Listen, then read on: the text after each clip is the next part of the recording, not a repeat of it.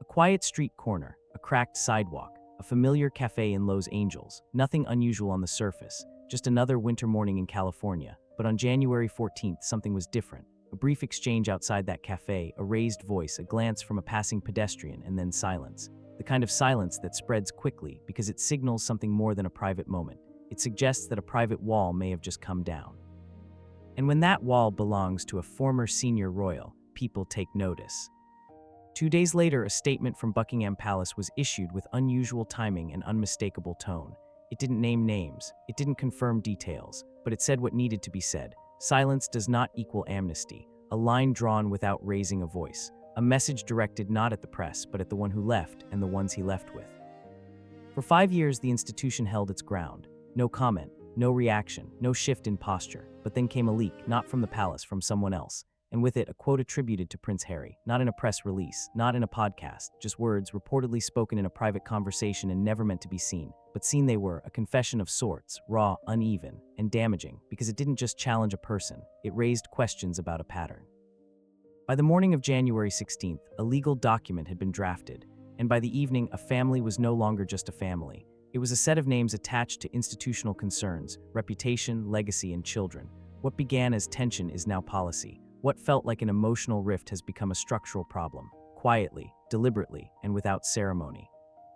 Behind gates and in rooms not shown to the public, plans are unfolding, some of them new, some of them long prepared, and the man at the center of it, no longer just a prince, no longer just a husband, is being redefined by the very monarchy he once walked away from, not through speeches, but through systems, through memos, through doctrine. This is where the situation begins to shift, not back to the past, but into a new and uneasy future. Understood, continuing with the section, context and background, 700-900 words. The departure of the Duke and Duchess of Sussex from official royal life was not sudden. It was shaped over time, through moments that seemed disconnected at first, but later formed a pattern that could not be ignored. When Harry and Meghan stepped back from royal duties in 2020, many assumed the most difficult part was over. The exit had been negotiated, the public given its statement, and the couple relocated to California. But for those observing from within palace circles, it was never just a relocation. It was a detachment without closure. From the beginning, the monarchy's response was controlled. Senior figures avoided public comment. Statements were carefully worded, offering respect for personal decisions while reiterating commitment to the institution. The strategy was to wait, let time speak louder than reaction, and for a while that seemed to work. The Sussexes pursued media projects, public speaking, and philanthropy. The palace kept its focus on continuity and avoided engaging with the noise. Behind that surface, deeper concerns were growing, not because of headlines or interviews, but because of proximity, or rather the lack of it. Archie and Lilibet were being raised away from royal environments. They held titles but were physically and emotionally removed from the systems designed to support children of royal descent. For some inside the institution, that distance was acceptable. For others, it represented a growing vulnerability, one that could become harder to address with time. Then came the turning point. In early January 2026, quiet observations turned into active monitoring.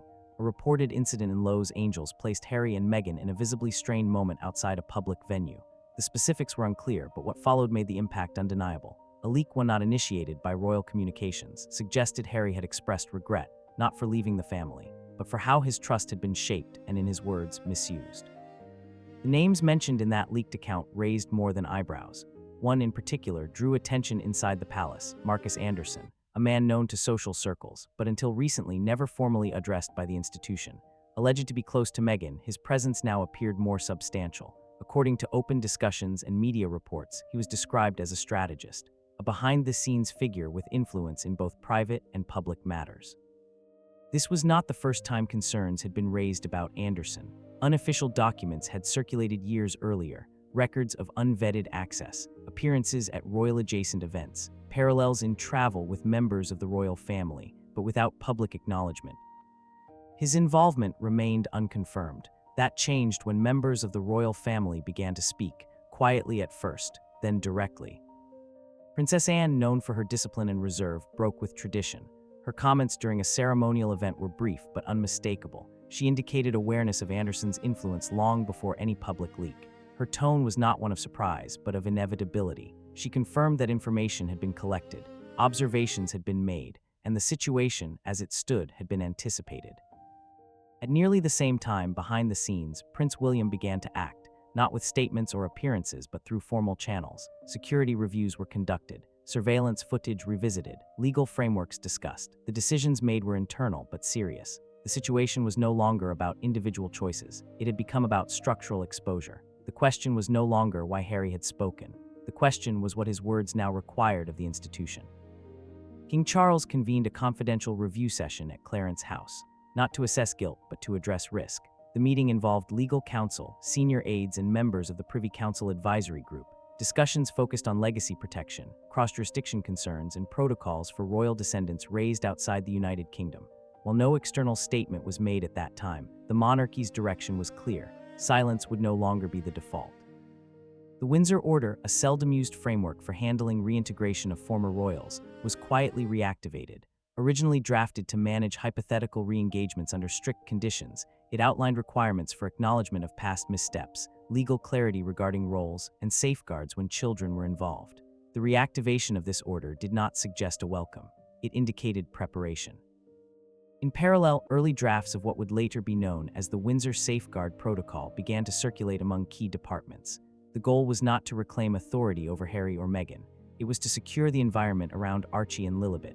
These were not just children with royal bloodlines. They were, in the eyes of the institution, symbols of continuity, raised outside the structures built to protect them. The monarchy was not attempting to erase Harry's actions, nor was it preparing to undo the separation that had occurred years earlier. What had changed was the level of institutional involvement required. As the situation evolved from personal distance to public disclosure, the royal household shifted from passive observer to cautious architect. By January 16, the tone inside Windsor was no longer one of waiting. It was one of quiet movement. Legal teams began reviewing cross-border guardianship laws. Educational consultants were briefed on how to create transitional modules for children with high-profile backgrounds. Security teams examined travel patterns and flagged potential points of exposure. And all of this was done with minimal outward acknowledgement. The palace had no interest in fanfare, but it did have interest in consistency, and the unfolding situation now threatened more than just optics. It raised questions about duty, oversight, and precedent, because this was no longer about two adults stepping away from the crown. It was about what they had built outside of it, and whether that structure was safe for the children it now carried. At this point, many people started asking questions, not just about what had been said, but about what had been planned and for how long. The events unfolding in January didn't feel random.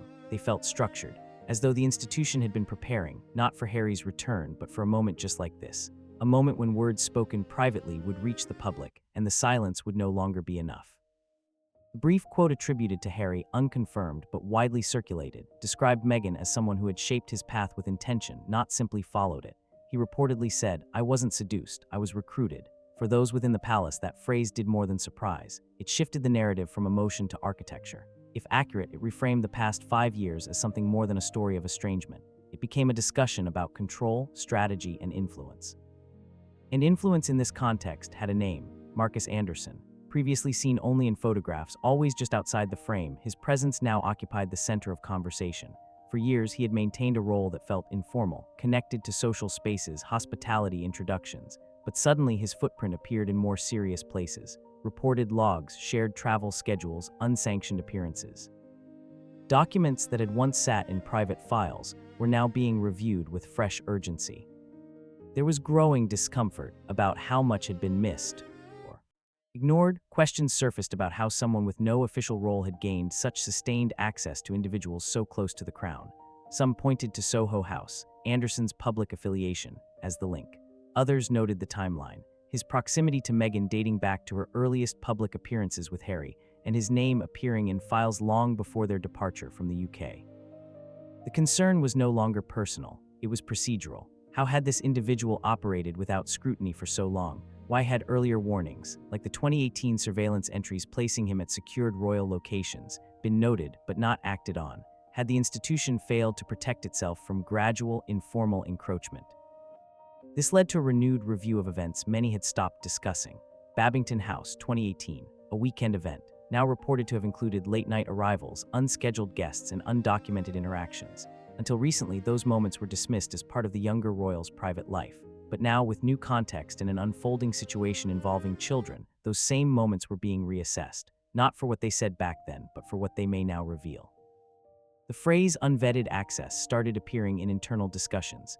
It was not just a reference to Anderson, it was a broader concern. How many other figures had moved in and out of royal proximity without formal accountability? What patterns of access had been normalized and why? And more critically, what were the consequences when children, specifically royal children, were exposed to those patterns? Public commentary began to reflect this shift. Online platforms, particularly those that track royal movements and timelines, began compiling timelines, noting overlaps between private travel, business partnerships, and media appearances. A growing number of viewers started re-examining past interviews, documentaries, and speeches, looking not just at what was said, but at who was present, who was nearby, and who seemed to be shaping the image from behind the scenes. Among supporters of Meghan and Harry, reactions were mixed. Some defended their choices, pointing to their years of public service, philanthropy, and advocacy. Others began asking quieter questions about transparency, about control, and about the boundary between privacy and secrecy. The shift wasn't loud, it wasn't explosive, but it was consistent. More and more, it seemed that what had once been dismissed as speculation was now entering mainstream conversation. Inside the palace, responses were just as measured. No one called press conferences. No one issued direct denials or confirmations, but steps were taken, sealed directives, legal drafts, internal communications marked with urgency. Prince William, by all accounts, remained silent in public, but his actions suggested clarity. He wasn't reacting, he was building. Reports from palace insiders described how he authorized new layers of protection, not for himself, but for the generation. A file reportedly titled Windsor Safeguard Protocol began to circulate among senior advisors. Its language was legal, not emotional, focused on risk containment, cross-border monitoring, and institutional consistency, not retaliation, not punishment, just stability. According to sources, the protocol included proposed guidelines for how to manage ongoing exposure to individuals not cleared for interaction with royal minors. It did not name Anderson directly, but insiders confirmed that the document included clauses clearly designed with him in mind, limitations on access, communication monitoring, and ongoing observation across jurisdictions. The question wasn't whether Harry and Meghan had the right to raise their children as they saw fit. The question was whether the institution had the right, or the responsibility, to step in when royal legacy became entangled with what it considered unmanaged environments. And that question, though complex, was gaining traction both inside and outside the monarchy.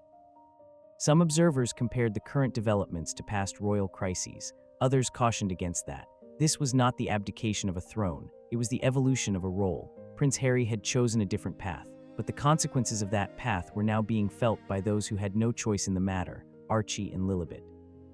And it is here that the tone shifted again, from reaction to planning, from past to future. What followed only added to the confusion, but also revealed the quiet machinery of a monarchy that was no longer standing still. This is where the situation began to change. Inside Windsor, the tone was no longer one of reflection. It was structure. Reports suggest that King Charles reviewed the internal briefings without delay. According to palace sources, he made no attempt to soften the implications. Instead, he approved a measured course of action, not one focused on reconciliation, but on containment. A confidential memo, signed and distributed under the title Restoration Through Accountability, laid out the framework. Its focus was not on punishing Harry. Its intent was to protect the institution from patterns that had now been publicly exposed. The plan included 3 central actions: restrict the use of royal imagery and titles by non-active members, suspend access to key estates such as Highgrove, and begin quiet assessments of child welfare for any royal descendant who might re-enter UK territory. This was not a call for unity, it was a signal of separation. Alongside this, another decision was made. Princess Anne and Catherine, the Princess of Wales, would lead what internal notes referred to as moral stewardship. Their role was not formalized through announcements or titles, but their influence was significant. Anne's position, shaped by years of unflinching service and strategic discipline, gave her the moral authority needed for moments like this. Catherine's focus, particularly on mental health and child development, placed her at the center of the phase. Marcus Anderson's name appeared again, not in public speeches, but in the quiet classification system used by the royal household. Risk Index MA1, a term not previously seen by the public, was reportedly assigned to him. This meant restrictions on entry to any royal property, enhanced scrutiny of business and travel, and alerts tied to the movement of Windsor minors. The response to Anderson was not about revenge, it was about insulation, a slow but firm drawing of boundaries. He had once existed in the gray space around the royal family. That space was now being removed. Prince William took his own steps. Internally, he requested a full review of surveillance files and internal memos going back to 2016. Among them was the Babington House footage. This material, which had once sat in storage, was now central to understanding the scope of Anderson's access. It showed presence without clearance, movement without transparency. William's response was methodical. He reportedly refused to allow the footage to be used as a tool against Harry personally. His directive was focused elsewhere: protect the institution, build safeguards that would remain in place regardless of public opinion. His view, according to aides, was not to respond emotionally, but to ensure the system would never again depend on personality alone. This sentiment was echoed in a handwritten note from Catherine, delivered quietly through her lady-in-waiting. The note, as later shared by an insider, read, "If we do nothing now, we abandon the generation to her shadow, not his mistake." It was brief, but it reframed the entire discussion. The issue was no longer about whether Harry had made errors. It was about whether the children were now exposed to patterns that needed to end.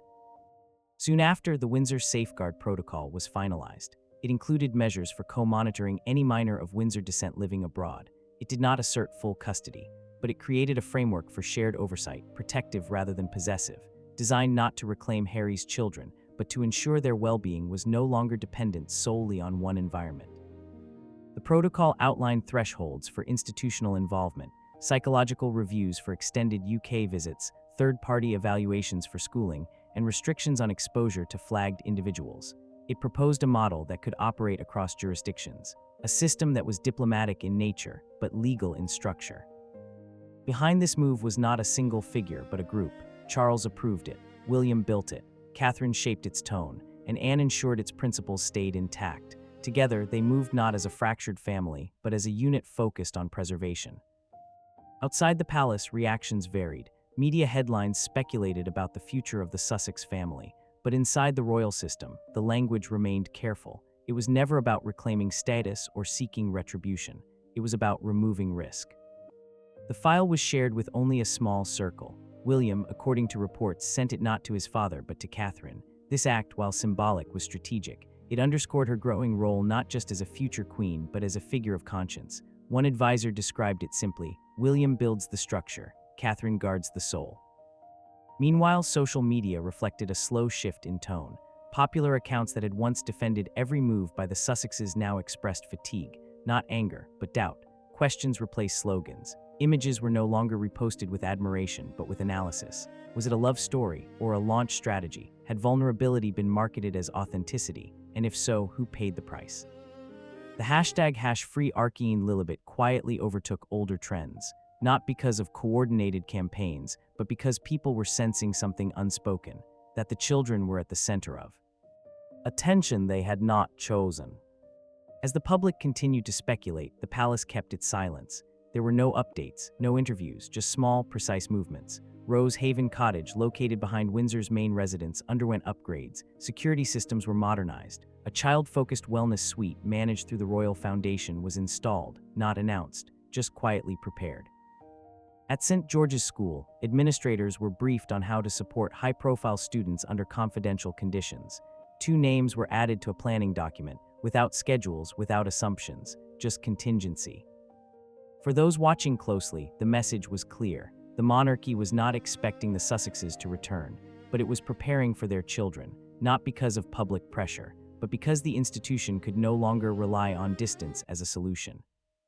The moves were not about headlines, they were about legacy, and what became increasingly obvious was that the crown was not waiting for an apology.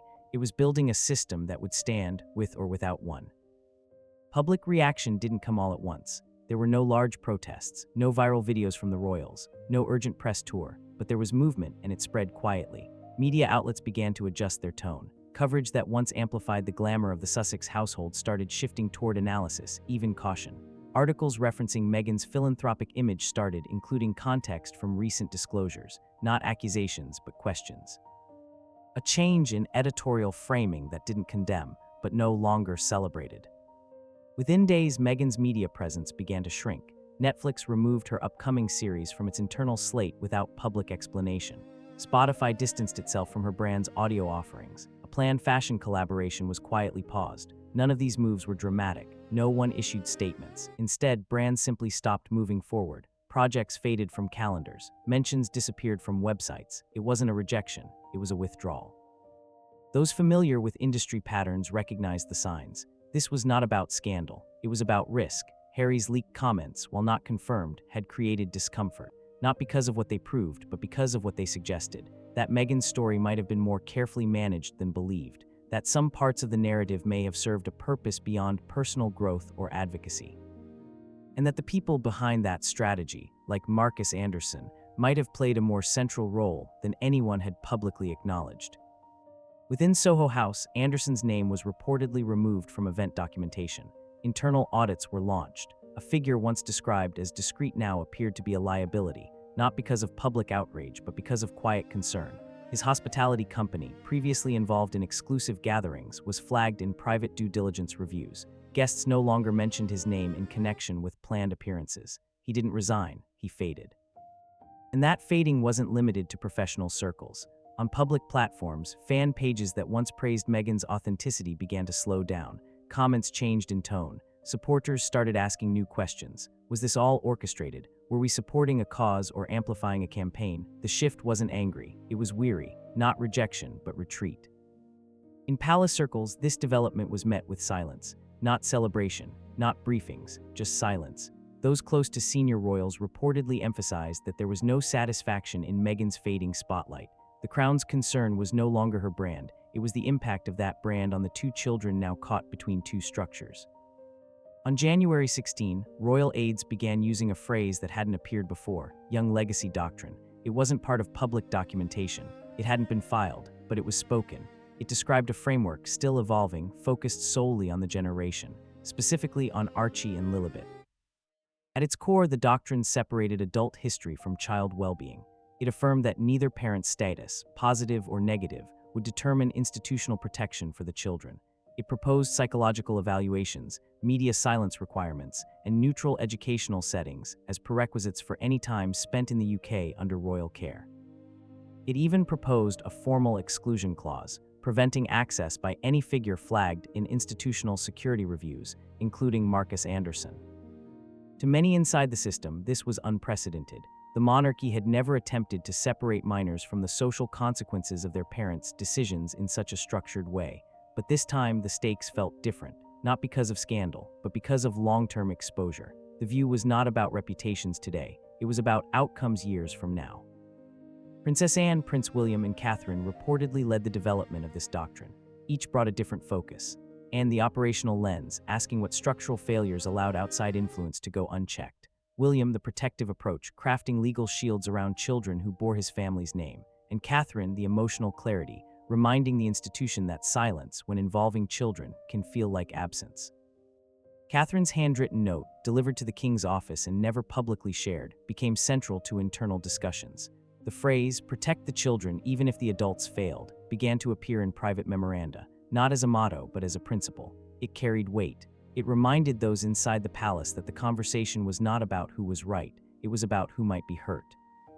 The broader public didn't see this process. They saw the surface. A few headlines, some social media silence, a general shift in tone, but those watching closely understood what was happening. Meghan was not being attacked, she was being erased, not by force, but by absence. The institutions around her, brands, networks, editors, were no longer engaging. They weren't making statements, they were removing involvement. Anderson's disappearance from the social and professional landscape followed the same pattern. No controversy, no scandal, just doors closing, slowly, one at a time. Insiders call this the quiet freeze-out. It's not designed to punish. It's designed to limit exposure. It happens when risk outweighs reward, and in this case, the risk was no longer personal, it was generational. Within that environment, even Meghan's closest supporters began to retreat, not out of disloyalty, but from uncertainty. If the story they had supported was beginning to unravel, what remained of its core message? Was this still about independence, or had it always been about something else? The institution offered no answers, but it prepared responses. With each new movement, each quietly approved policy, each secure location upgraded, each educational plan drafted, it became clear that the monarchy was not waiting for Harry to return. It was planning for the long-term care of his children, in a structure he had left, but one that now offered what he could not: continuity. This shift did not go unnoticed. commentators began to point out that this was not a family feud. It was a structural realignment, one that could shape how future generations of the monarchy are raised, monitored, and protected, regardless of where they live or who raises them.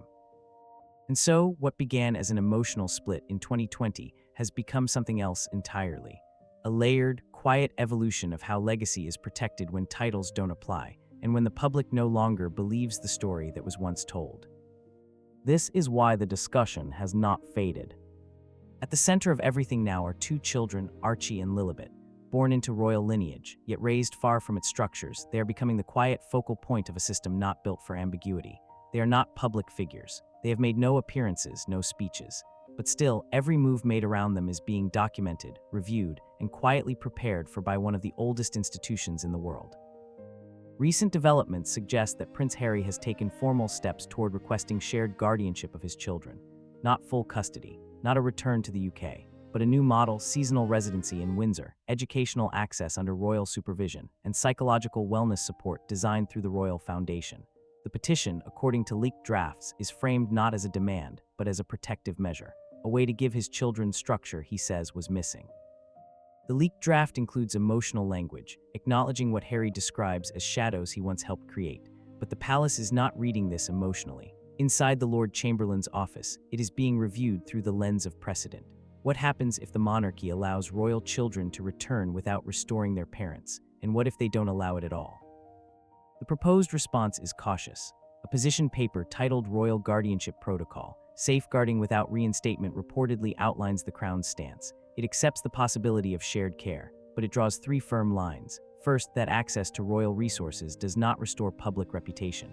Second, that decisions will be made not by parents alone, but by a joint board of legal, medical, and institutional experts.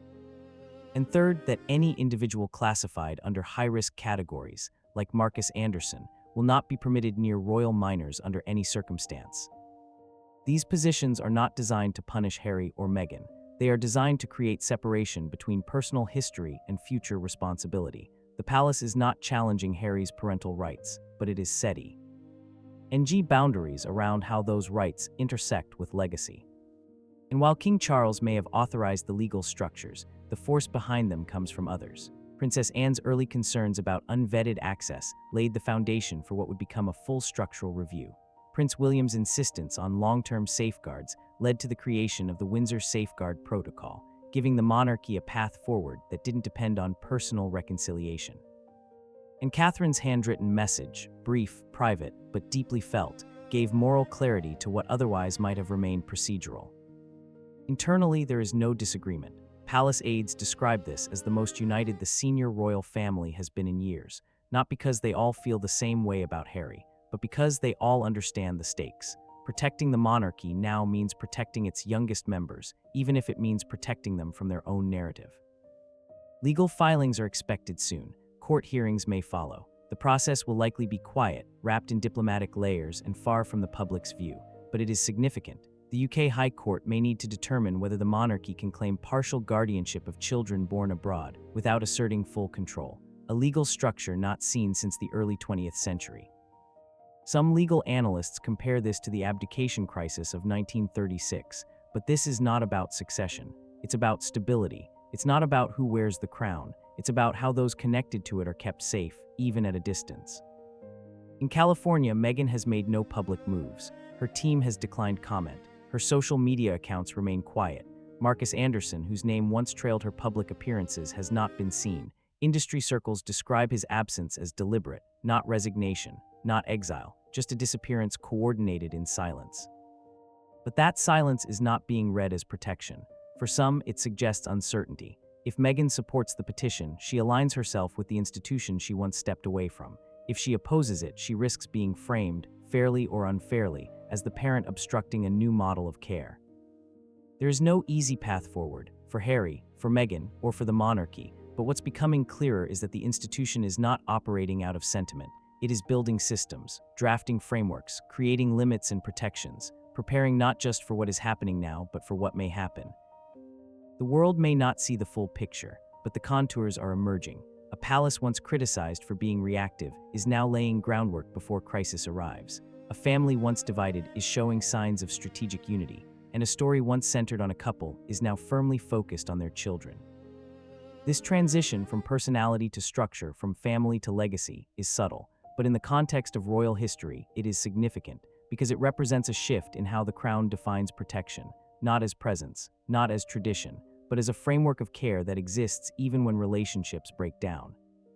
And that framework, now being shaped in real time, will likely determine not only the future of Archie and Lilibet, but the future of how the monarchy handles the generation of lives born into its story, but raised far from its control. It ends quietly, not with headlines or a televised address, not with a photo or a quote, but with a set of documents, some already filed, others waiting for signatures, and behind each page a decision made not by one person but by an institution adjusting to a problem that can't be solved by tradition alone. Prince Harry's public image is no longer what it was. Whether he is viewed with sympathy or skepticism now depends on who's watching. But within the monarchy, the emotional lens has been set aside. His actions, his distance, his words, his legal steps are no longer being evaluated as personal choices. They're being treated as variables in a larger calculation: how to protect the future when the past cannot be rewritten.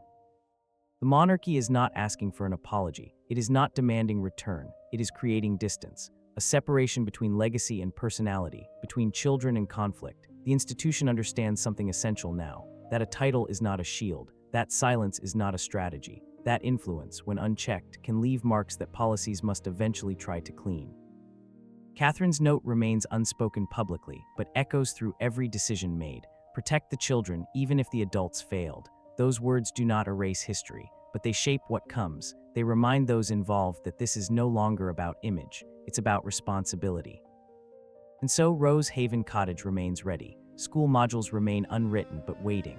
Internal frameworks remain flexible but firm. The system is not welcoming Harry back. It is not issuing invitations, but it is opening one door, carefully, quietly, for two children who did not choose the path they were born into.